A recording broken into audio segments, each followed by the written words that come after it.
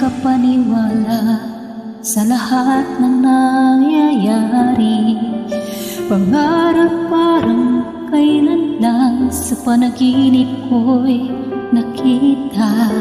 Ngayon ay dumating nang bigla sa aking buhay, di naubusan ng pag-asa. Ako'y nanalig sa isang pangarap.